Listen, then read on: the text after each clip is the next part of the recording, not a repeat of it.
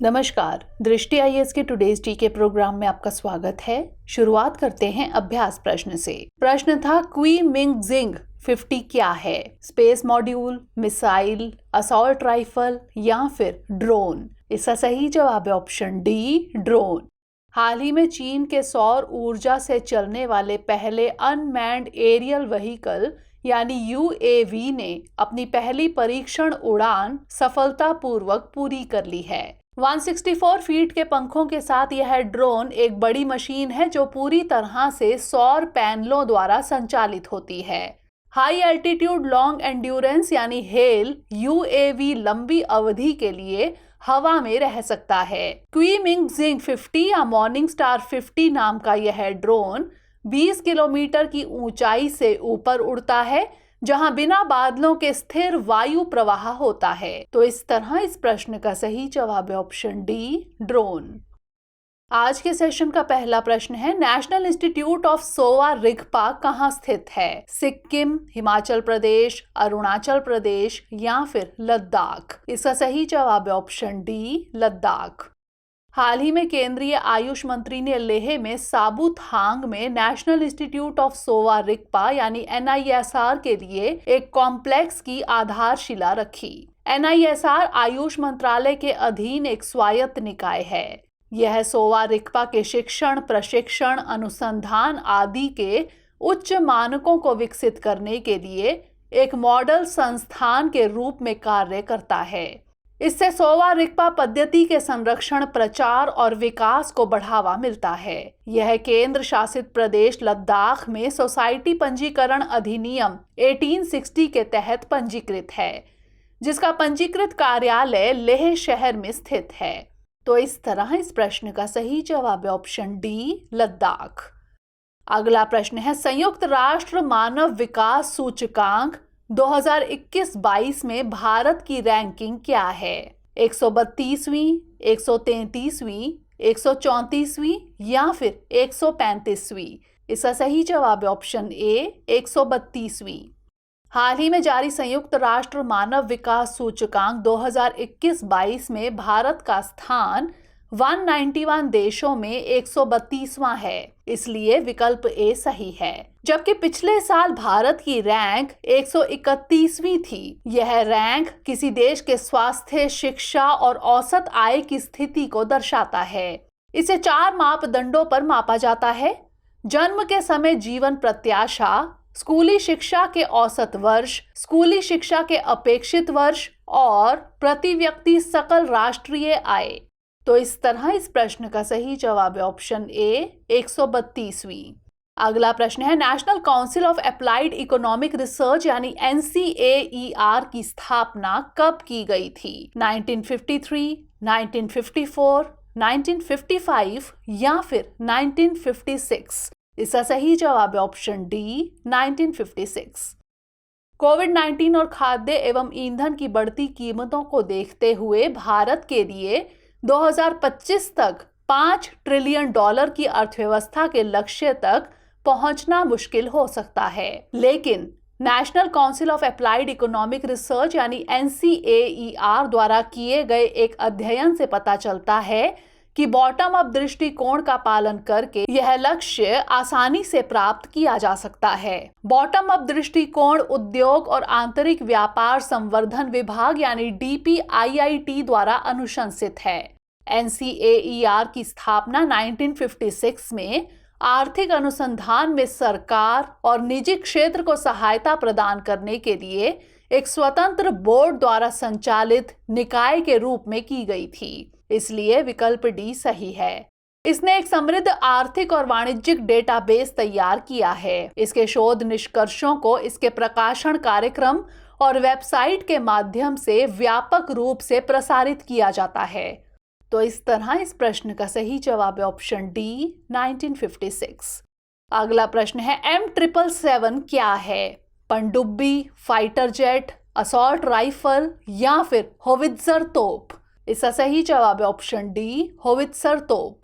हाल ही में भारतीय सेना ने अरुणाचल प्रदेश में M777 अल्ट्रा लाइट होवित्जर यानी ULH तोप को तैनात किया है, इसलिए विकल्प डी सही है।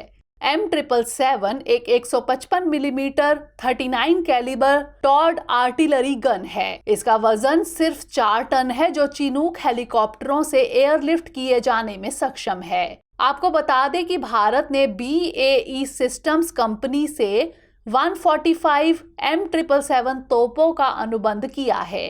तो इस तरह इस प्रश्न का सही जवाब है ऑप्शन डी, होवित्जर तोप। अगला प्रश्न है, संजय गांधी नेशनल पार्क भारत के किस राज्य में स्थित है? ओडिशा, महाराष्ट्र, राजस्थान या फिर झारखंड? इसका सही जवाब है ऑप्शन बी, महाराष्ट्र। हाल ही में बॉम्बे हाई कोर्ट ने संजय गांधी राष्ट्रीय उद्यान यानी SGNP के अंदर भगवान गणेश की मूर्तियों के विसर्जन पर रोक लगाने का निर्देश दिया है। SGNP मुंबई, महाराष्ट्र के उपनगरीय क्षेत्र में स्थित है, इसलिए विकल्प बी सही है। इसमें 87 वर्ग किलोमीटर भूमि शामिल है और इसे बॉम्बे नेशनल पार्क एक्ट के तहत स्थापित किया गया था। तो इस तरह इस प्रश्न का सही जवाब है ऑप्शन बी, महाराष्ट्र। अगला प्रश्न है, इंडियन ओलंपिक एसोसिएशन यानी IOA कहाँ स्थित है? मुंबई, नई दिल्ली, जयपुर या फिर कोलकाता? इसका सही जवाब है ऑप्शन बी, नई दिल्ली। हाल ही में अंतर्राष्ट्रीय ओलंपिक समिति यानी IOC ने इंडियन ओलंपिक एसोसिएशन यानी IOA को दिसंबर तक चुनाव कराने की अंतिम चेतावनी जारी की। इसमें विफल रहने पर विश्व खेल निकाय भारत पर प्रतिबंध लगा देगा। IOA भारत में ओलंपिक और राष्ट्रमंडल खेलों के लिए निकाय है। इसकी स्थापना वर्ष 1927 में की गई थी।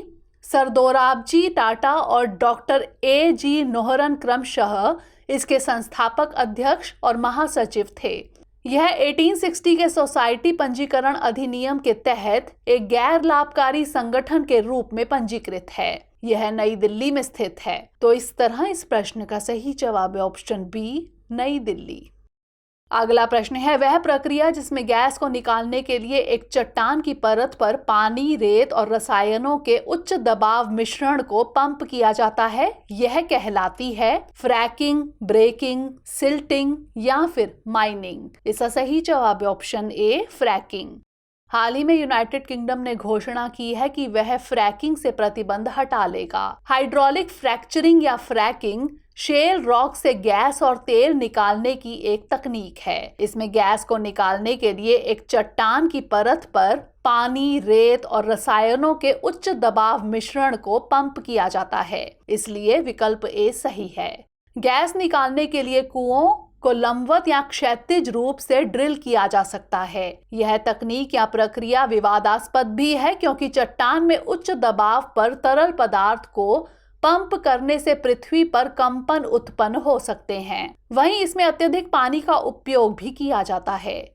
तो इस तरह इस प्रश्न का सही जवाब है ऑप्शन ए, फ्रैकिंग।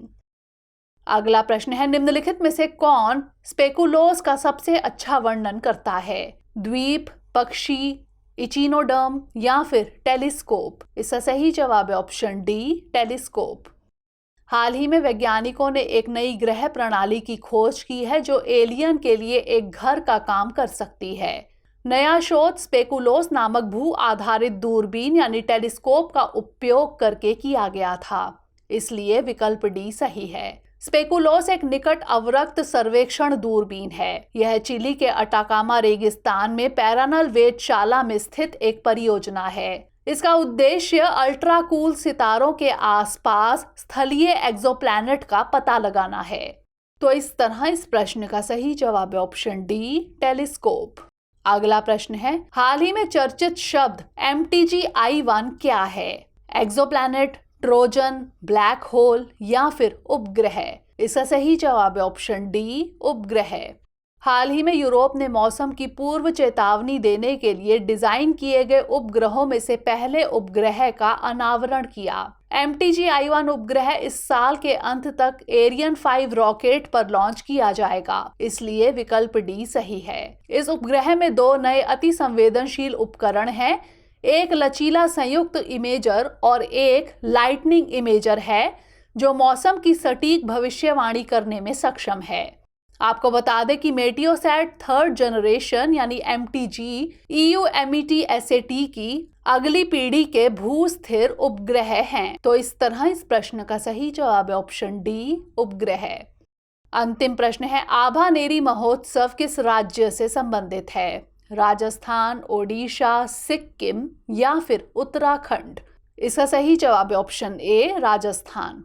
आभानेरी महोत्सव राजस्थान के सबसे जीवंत समारोहों में से एक है, इसलिए विकल्प ए सही है। यह उत्सव वर्ष 2008 में राजस्थान पर्यटन द्वारा शुरू किया गया था। इस महोत्सव के मुख्य आकर्षण हैं कच्ची घोड़ी नृत्य। यह नृत्य पुरुषों द्वारा डमी घोड़ों पर किया जाता है। भवाई नृत्य, यह महिलाओं द्वारा किए जाने वाले अधिक आश्चर्यजनक नृत्य प्रदर्शनों में से एक है। पारंपरिक घाघरा चोली, चांदी के बाजूबंद और गले में हार पहने महिलाएं अपने सिर पर बर्तनों के ढेर को संतुलित करते हुए नृत्य करती हैं। तो इस तरह इस प्रश्न का सही जवाब है ऑप्शन ए, राजस्थान। आइए अब नोट कर लेते हैं आज का अभ्यास प्रश्न। विश्व आत्महत्या रोकथाम दिवस कब मनाया जाता है? 13 सितंबर, 12 सितंबर, 11 सितंबर या फिर 10 सितंबर? इसका उत्तर हमें कमेंट सेक्शन में जरूर भेजिएगा। अगले सेशन में नए प्रश्नों के साथ मिलेंगे। तब तक के लिए पढ़ते रहिए एंड स्टे मोटिवेटेड।